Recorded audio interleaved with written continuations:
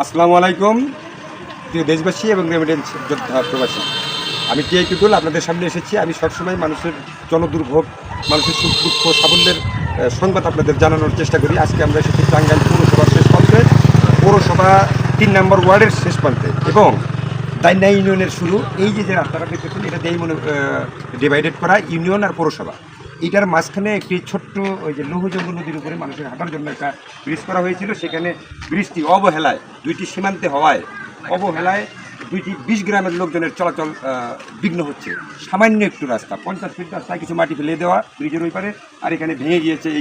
এখানে রিক্সা চলাচল করে না, অথচ দুই পাশেই স্কুল মাদ্রাসা রয়েছে, শত শত ছাত্ররা যাতায়াত করে। তো আশা করব কর্তৃপক্ষ আমাদের ক্যামেরার চোখের মাধ্যমে তারা এই বিষয়টা দেখবেন, দেখে প্রয়োজনীয় ব্যবস্থা গ্রহণ করবেন। সেটা যেভাবেই হোক। আগে যখন কাউন্সিলর প্রার্থীরা ছিল তখন পৌরসভা বা ইউনিয়ন পরিষদের প্রয়োজন পড়তো না, কে কার উপর দিয়ে এখানে মাটি ফেলাবে। এখন কিন্তু সেটা হচ্ছে না, যে কারণে এই এলাকার লোকজন জনদুর্ভোগ পোহাচ্ছে।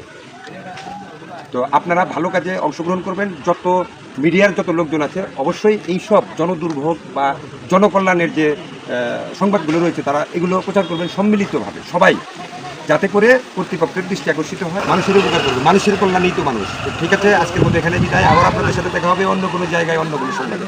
ততক্ষণ পর্যন্ত ভালো থাকুন, সুস্থ থাকুন।